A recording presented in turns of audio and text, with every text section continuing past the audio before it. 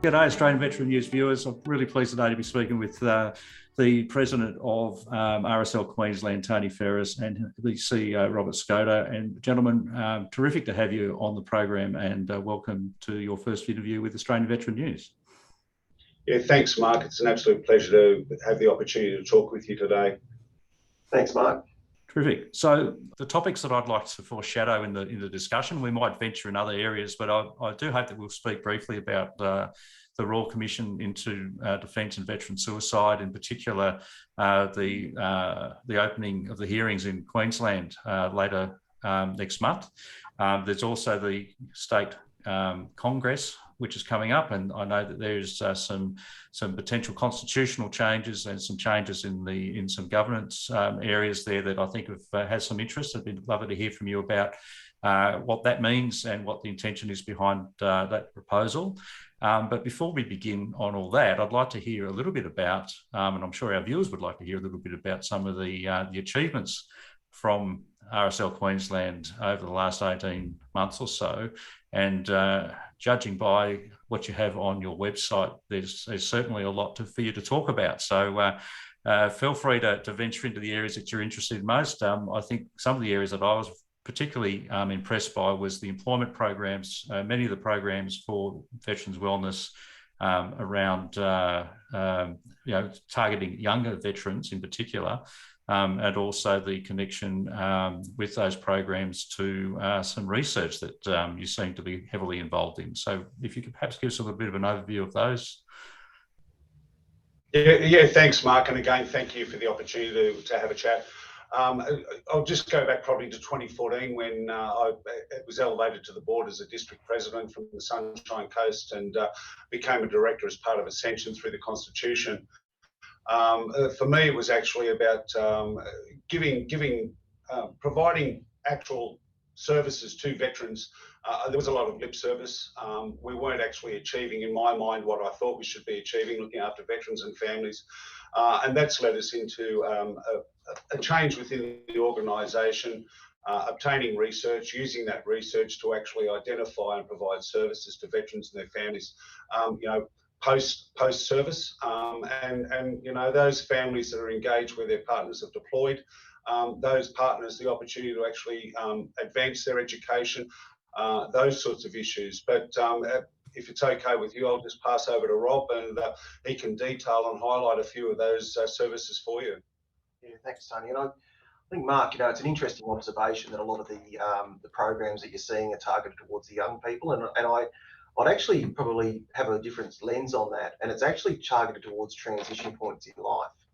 So if we consider first up, some of the work that we're doing around the employment program, if we look at the targeting there, we're actually targeting where someone may be underemployed or potentially not have a job at all, of course, but how do we actually facilitate those transition points in life? And same with the research and the investment in the Military to Civilian Adjustment Reintegration Measure, which was done by Medical Research Foundation.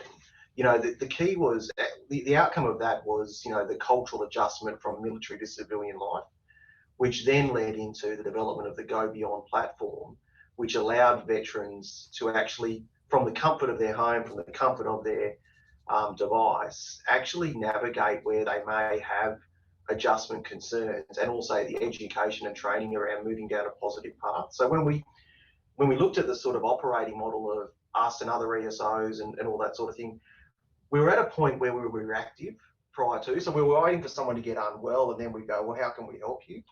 But the reality is we actually need to be preventative and proactive. So how do we actually target those key transition points in life to empower you and nest you into a greater level of support and capability in life?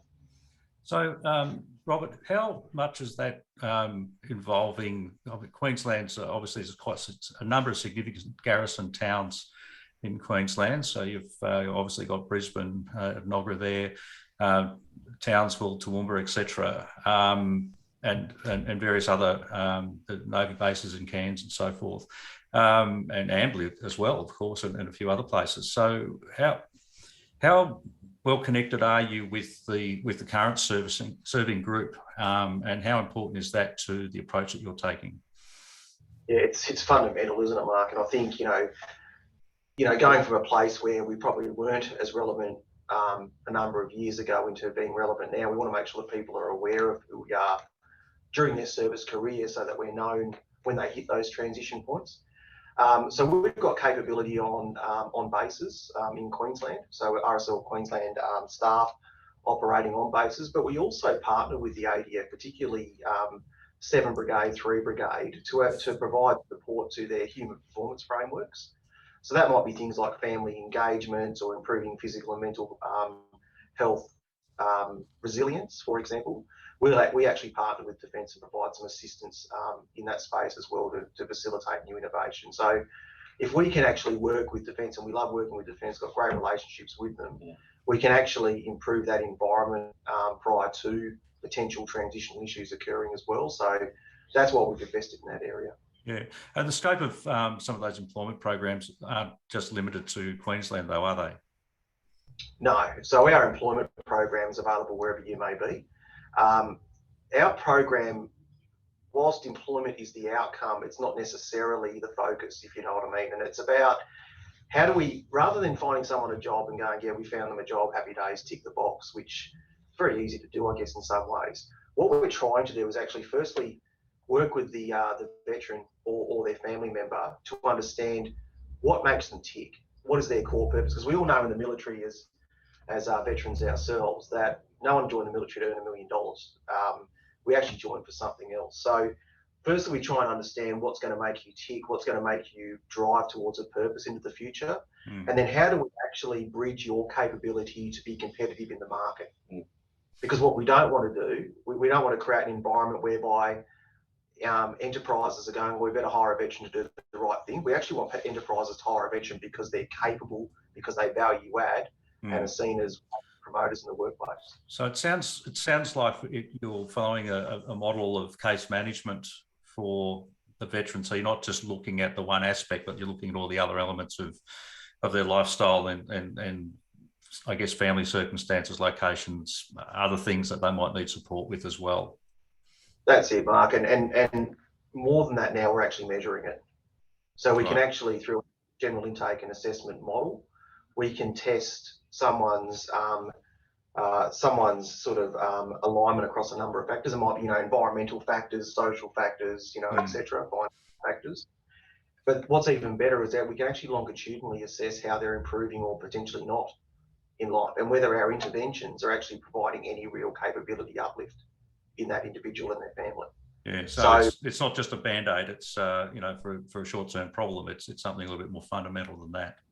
And that's been a key piece that we've had to turn our culture around for, and our mindsets around to from a number of years ago into, we're not just a place that you come for a transactional appointment. We're actually a partner.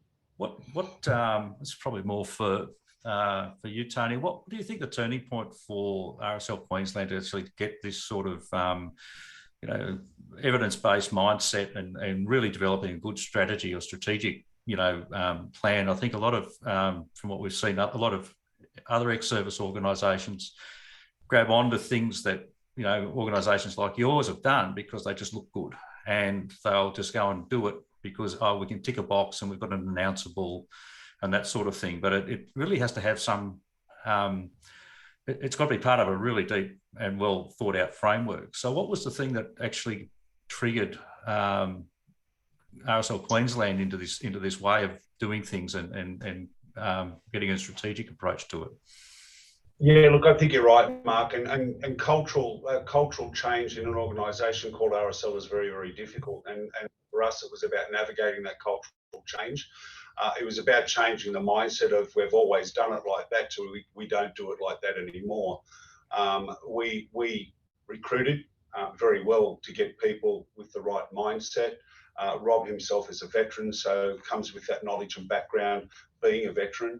But surrounding yourself with those people that have the knowledge, the lived experience, and the capabilities to be able to use that research and put that research into practice for those services. And as Rob has said, they're holistic approaches, taking somebody off the streets, looking at engaging them, looking how we can assist them financially, short-term accommodation, looking for employment into long-term accommodation. So it's a holistic approach.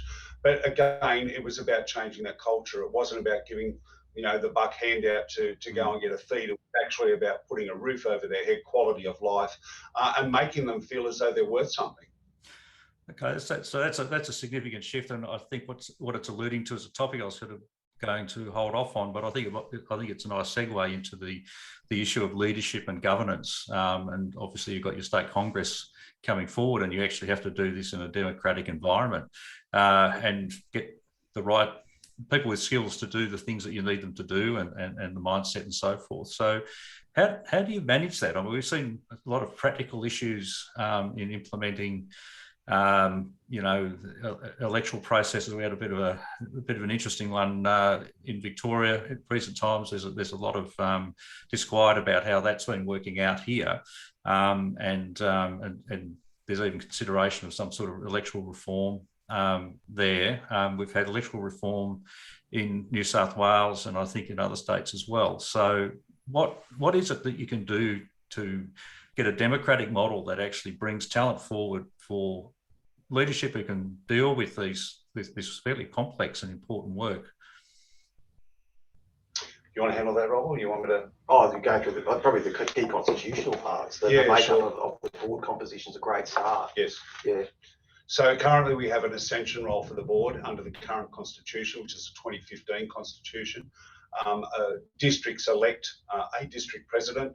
Under the state constitution, they ascend to the role of a director. In 2018, you would be aware that Queensland had issues surrounding the ACNC, excuse me, with a directions notice placed upon RSL Queensland. When I was elected into the role in 2018, June of 2018, I asked the board to take ownership of that and actually address the issues, identify that we'd made mistakes, and then go forward from that, not to make those mistakes again. So we set down a path of governance and risk, a very intense training process for the current directors. As you can understand, the only wholly elected members of the current board are myself, the Deputy President and the Vice President of the state, and they come up on a 3-year rotational basis. The other directors ascend, of course, but somewhat conflicted because of their dual role as a district president and acting as a director for the organisation. So the key changes are the organisational changes as far as the constitution. Here you have an organisation with many staff, many volunteers, 233 sub-branches, 10 districts in Queensland. The right people for the right job, skills-based board, those individuals taken from the membership data, the membership base. So those individuals that we want to encourage to apply for these positions will be coming from the membership. We see that as being our gene pool, our DNA. They're veterans, and there are people out there in this organisation that have those skills. So we want to actually see them step in to these roles, nominate and be elected by the membership for these roles. So it's more than just a popularity contest then. It's because there seems to be, in some respects, this is you talk about a non-for-profit member-based organisation, but RSLs are far more complicated than that. They're not just member-based organisations. There's a lot of big money and a lot of business behind them. So that there's that tension about reconciling the voice of a member into the board and I guess selecting and running a succession where you're actually getting that kind of corporate experience that you need in there as well. So how do you navigating that challenge and sort of answering the questions of, how do you make sure that, the average member gets their voice into the board, and it's not just a, tapped on the shoulder, the cronyism potential, not saying it's there, but the potential is there, and it certainly could emerge in the future. How do you deal with that? Yeah, it's an interesting one, isn't it? Because if we think about what we have to do on a daily basis, is we are a member-based organisation, democratically considered in where we go in the future, and then they are the core of our purpose. But at the same time, we've actually got some real opportunities that may be quite new to the veteran community and quite courageous in many ways. And I think it's about, going back to some basic sort of leadership principles, being honest, with people, but also there's an opportunity for us to do what's popular in many ways, and that's probably maintain status quo in some ways. But there's also, you have to do what's right, and what's right is actually to facilitate support to the broader veteran community and ensure that, you know, with what we're seeing in terms of not just veteran suicide, because I think that's you know, veteran suicide is a, you know, a terrible problem space that we're facing at the moment, but it's also those veterans that are living suboptimal lives, who are, you know, maybe sitting at home, who don't have a great friendship base, you know, because they left their mates in the military. And I think if we can be that organisation that is actually partnered with you from day one of entry into service, and is actually works with you all the way through life, you know, we have to, that's where we want to be, you know what I mean? And in order for us to do that, we need to make sure that we're governed appropriately and that we're able to commercially, you know, and scale in the right ways as well. So you're sensing there's going to be challenges getting those governance changes you want through the Congress? I'm hearing a great support for it. It's a project that's been going for quite some time, Mark. It's hit the members a couple of times in different formats. I think this time we've actually hit the mark, but it will be the members' call, and they'll make that decision on the 9th of December. What's the what would you say is the sort of the main safeguard in it all to give members confidence that this is a good approach, and they're not going to be you know, you're not going to have this potential cronyism and, you know, the old boys running the show again, you know, in the future? Yeah, I think it's a good question, and look, there's a balanced view on these matters, you know, all the time. There's people that are really, you know, for it, against it, whatever. The only thing I ask is that people actually read it and understand it up front, which is, you know, which I'm not the great, you know, I'm not the person that loves reading constitutions, but here we are. But the thing you can't just read the one little paragraph, can you? You've got to understand it in the context of the entire constitution, and that makes it a very big challenge for you to get the message across, doesn't it? Absolutely. But I think what we can sort of, you know, demonstrate is that as we move forward as well with the sub-branch constitutions that fall out of this, there are aspects of the constitution they can choose to adopt, and they're quite large aspects. So if you consider some of the member value proposition piece, it's actually the service member out of the member value proposition that has the voting rights in the sub-branch. So they're actually the ones that get to define the future state of the organisation through their membership. But then what you've got is you've got the ability of that to then be partnered with the governance structure of the board, the skills-based assessment. So it's out of that, you know, as you refer to it, cronyism, if that's occurring, but it's away from an individual or a collective groupthink into the right skills, knowledge and attributes to be able to drive a large part of the organisation. So you'll have a situation where you're obviously actively looking at succession planning, and you will also be considering how long people will be sticking around, and, you know, there's obviously time to move on and time to bring you and fresh talent in, I suppose. Is that part of the program as well? Yeah, 100%, if I could, Rob. So the Constitution actually gives a time frame of 3 terms of 3 years. So term limits, yeah. And we see 9 years as being that time to actually establish a good succession plan for those people up and coming in the organisation, but to actually move the organisation with changes and different mindsets that are going to develop as we go on. Okay, so we won't be sitting here in 20 years' time and you'll still be the president or on the board.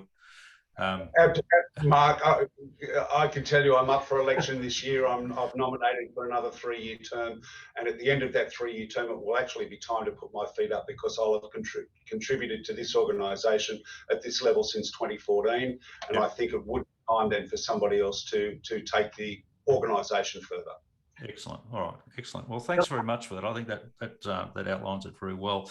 Let's talk briefly about the opening hearings for the Royal Commission into Defence and Veteran Suicide, and that's starting off in Brisbane in very late November, I think about the 29th or something.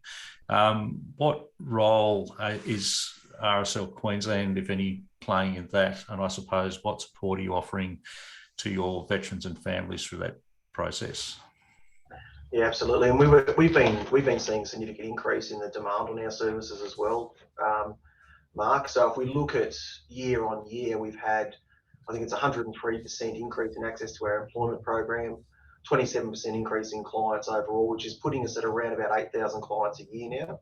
And that's just growing year on year, you know, like so what we've been doing is growing our capability on the ground. So since I started in 2016, we've quadrupled our capability in that time, which is only a short time frame for us to quadruple that. And so we do have the growing pains as any organisation does.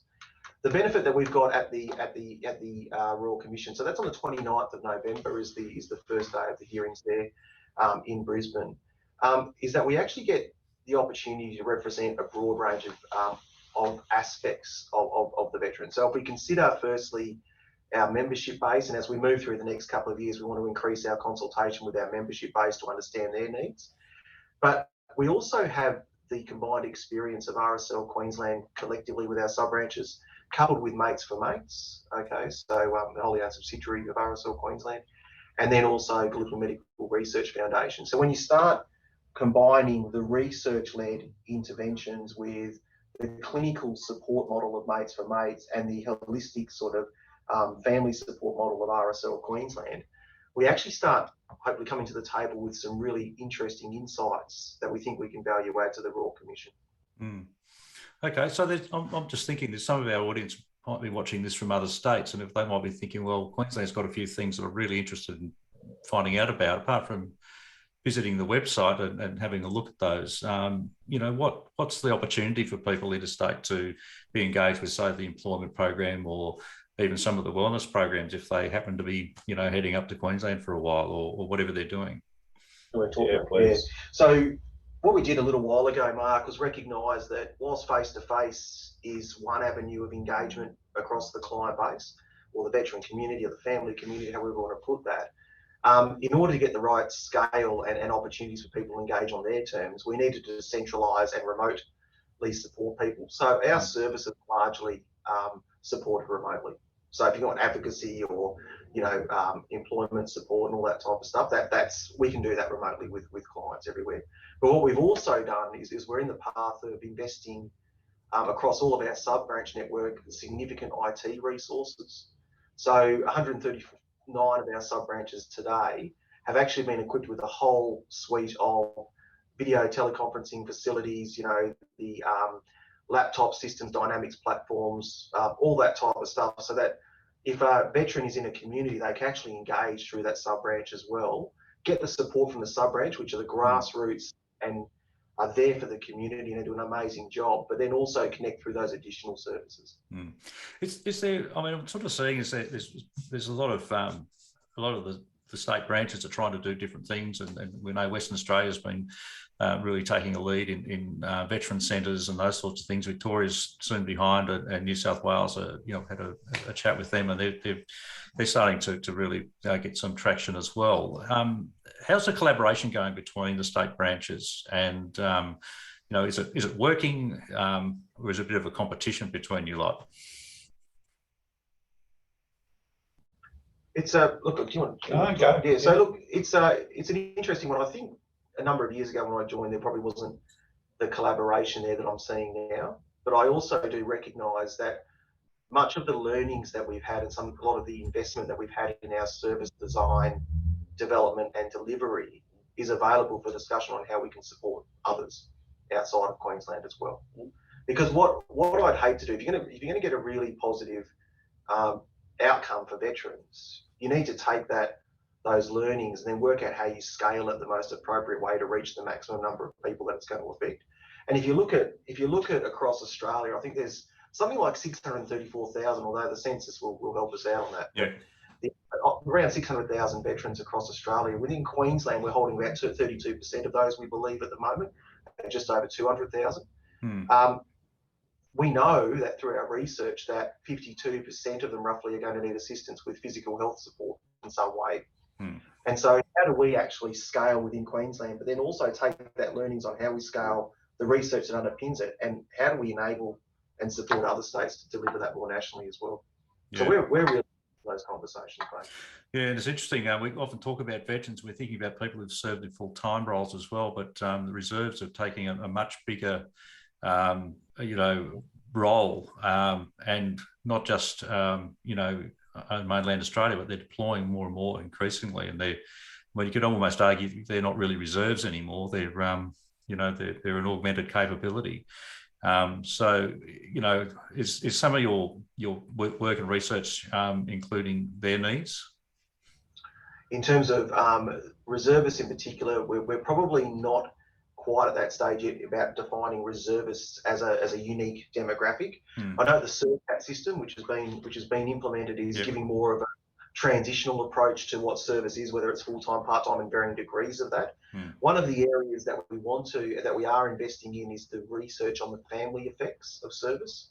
So, you might find that in that research, for example, those that are CERCAT, whatever it may be, but not full-time, are actually, more stable, and these are the effects on the families, etc. Whereas you've got maybe the full-timers that have a posting cycle every 2 to 3 years. These are the effects that we're seeing, and how do we then work with Defence to improve policy guidelines, etc., to support families more holistically. So I think that when we go forward, it's not a homogenous group you're actually looking at a range of experiences. The experiences are quite different, because reservists have this sort of one-off, sometimes a one-off sort of big deployment, and they come back and are expected just to slip back into their civilian world again. But of course, they don't necessarily just slip back into it. Get off the bus and 2 weeks later you're back in your old job at the bank or whatever.